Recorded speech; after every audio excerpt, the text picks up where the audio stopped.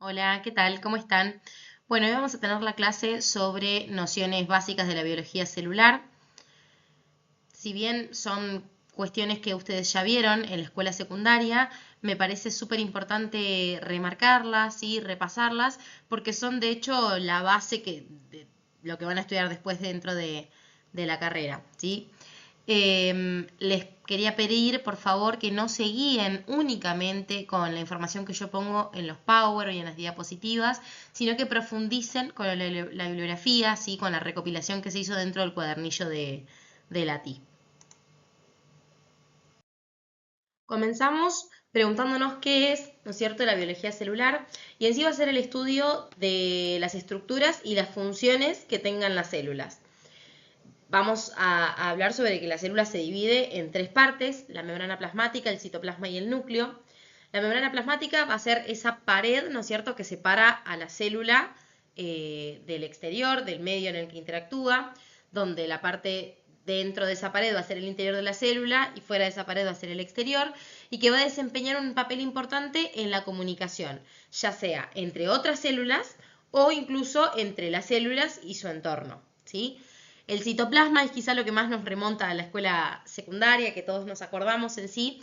Es un compartimento que va a contener el citosol, que es la parte líquida, ¿sí?, del citoplasma, y los orgánulos. En los orgánulos ahí es donde nos empezamos a acordar del retículo endoplasmático, liso, rugoso, los lisosomas, el citoesqueleto, la mitocondria, los ribosomas, ¿sí? Todas esas partecitas de la célula que van a estar ahí libres, ¿no es cierto?, flotando dentro del citoesqueleto. Y después tenemos el núcleo, que es la parte más central, ¿sí?, y que va a tener la mayor cantidad agrupado ahí dentro del ADN, que como vimos en el power anterior es el ácido desoxirribonucleico, ¿sí?, de cada una de las células. Aquí les dejo una foto de las partes de la célula. Se la voy a subir también al Moodle de forma individual para que puedan identificar cada una de las partes, ¿sí? Y aquí les dejo cada una de las partes de la célula adherido a la descripción, ¿sí?, y a las funciones. Este cuadro lo encuentran dentro de la bibliografía, que en sí es el libro Tórtora, que es el que siempre usamos para principios de anatomía y fisiología, que es de hecho desde donde donde está hecha la recopilación del material para el cuadernillo de nivelación. También les voy a subir esta imagen para que la puedan ampliar y puedan ver cada una de las funciones.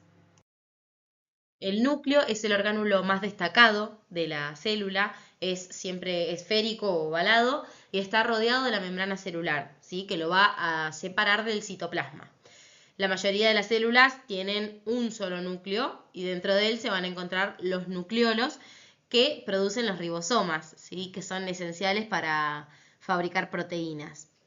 El núcleo dentro va a tener el ADN, ¿sí?, que esto contiene los genes, y los genes van a ser esas unidades hereditarias que van a regular la funcionalidad de esa célula, ¿sí?, ya sea la actividad y la estructura van a estar determinadas en función a ese ADN. Todo el ADN de la célula va a formar el genoma, ¿sí? Este se compacta al enrollarse con proteínas llamadas histonas y van a formar los nucleosomas, que son pequeñas unidades empaquetadas, la cromatina, que es el conjunto de nucleosomas conectados, y los cromosomas en sí, que es la unidad, digamos, o la estructura que más conocemos, que son las estructuras visibles durante la división celular cuando la cromatina se condensa. Ahora igualmente lo vamos a ver con mayor especificidad. En función a esto que les nombraba recién, del genoma y los cromosomas, podemos hablar de la herencia, ¿no es cierto? Decimos entonces que cada célula somática de los humanos posee 46 cromosomas y hay 23 pares heredados, ¿sí?, de cada uno de los progenitores. Es decir, que yo tengo 23 pares de mi madre y 23 pares de mi padre. Esta condición se va a llamar célula diploide, ¿sí?, y cada par está formado por cromosomas homólogos que contienen genes para las mismas funciones. Por ejemplo, el color de ojos, ¿sí? Siempre se van a unir, digamos, se va a formar el cromosoma diploide para establecer una misma función. En mujeres los pares son XX y en varones el par es X e Y. Cuando hablamos de ciclo celular, tienen que tener en cuenta que hay dos tipos de ciclo celular. Por un lado tenemos los de las células somáticas, que son todas las células de nuestro cuerpo, excepto las células sexuales que tienen un tipo de ciclo celular distinto, ¿sí? Estos ciclos en sí es el conjunto de etapas por el que pasa una célula entre una división y la otra. En el caso de la célula somática tenemos principalmente la interfase, ¿sí? Como primera etapa, donde no hay división celular, pero sí hay una preparación, ¿sí? Y pasa por 3 estadios. El G1, donde la célula crece y duplica los orgánulos, la fase S, donde se replica el ADN, y el G2, ¿sí? Donde se producen las proteínas y se organiza el ADN para formar los cromosomas. Luego de eso comienza la fase de la mitosis, ¿sí? Donde se divide el núcleo, que esto vendría a ser la cariocinesis, se divide el núcleo dando lugar a 2 células hijas genéticamente idénticas, ¿sí? Con el mismo número de cromosomas que vendrían a ser los 46 que les nombré anteriormente, ¿sí? Siempre hablando de la especie humana. Dentro de esta mitosis se va a pasar por un proceso de 4 fases. Tenemos profase, metafase, anafase y telofase. Cada fase va a tener una función específica. En función de la profase, la cromatina se va a condensar y va a formar los cromosomas, y cada uno va a estar compuesto por 2 cromátides hermanas, ¿sí? Unidas por un centrómero. Y esto acá es donde aparece el uso mitótico y el cinetocoro, ¿sí? Y el núcleo va a desaparecer. Después viene la metafase, donde los cromosomas se van a alinear en el centro de la célula. La anafase, donde las cromátides hermanas se van a separar, ¿sí? Van a migrar a los polos opuestos. Y por último, la telofase, donde se forman 2 núcleos nuevos, ¿sí? Van a reaparecer los nucleolos y el uso mitótico se desintegra. La cromatina en ese caso se va a descondensar. Por último, va a ocurrir la citocinesis, que en sí es la división del citoplasma, ¿sí? Formando estas 2 células hijas funcionales. En resumen, la célula crece, duplica su contenido, organiza el ADN y luego se va a dividir en 2 células nuevas exactamente iguales. Aquí les dejo una foto, quizá un poquito más gráfica, sobre el ciclo celular.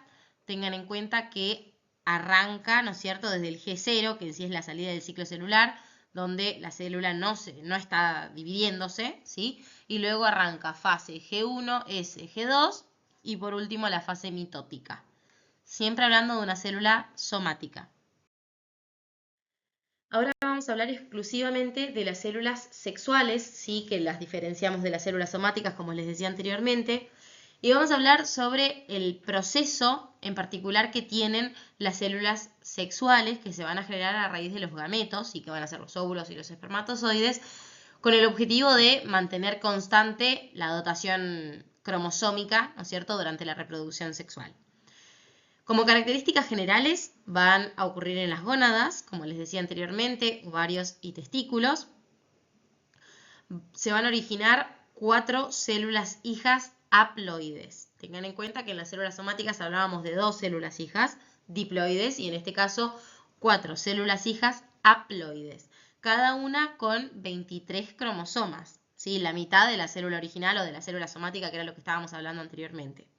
Las células hijas son genéticamente diferentes entre sí por eventos específicos que están remarcados en la bibliografía, pero no vamos a profundizar en función a eso.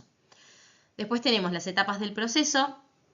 Inicialmente van a tener una interfase, ¿no es cierto?, con una replicación del ADN y la preparación celular para la división. Y luego va a entrar en 2 meiosis. En la primera, que también se va a dividir en las 4 fases, profase, metafase, anafase y telofase, lo van a separar como las 4 fases nivel 1, por así decirlo, fase 1 y fase 2, ¿sí?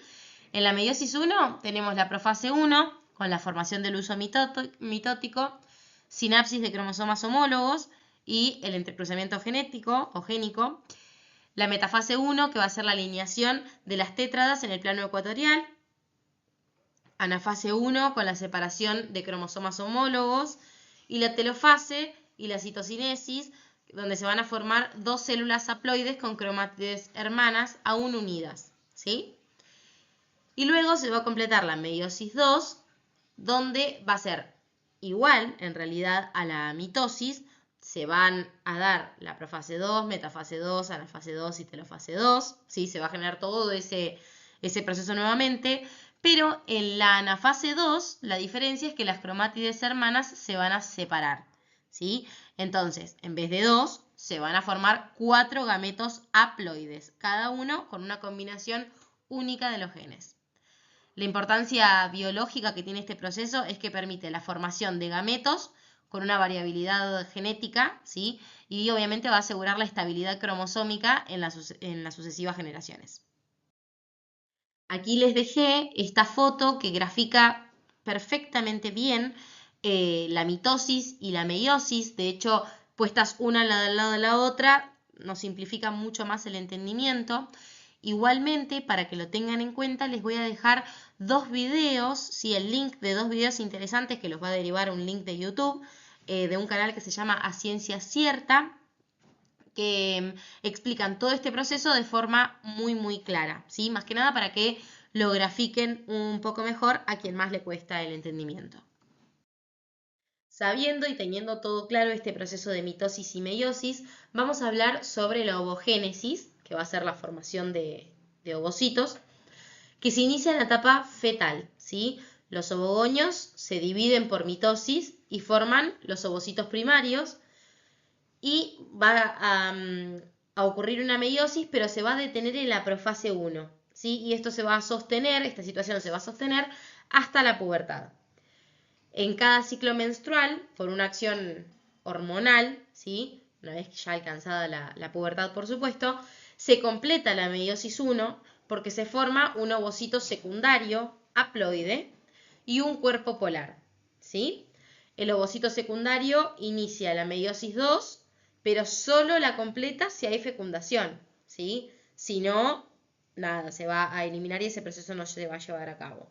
El resultado final siempre va a ser un óvulo funcional, que va a ser el necesario para que ocurra la fecundación, y 3 cuerpos polares. Ahora les dejo una foto que grafica bien este proceso.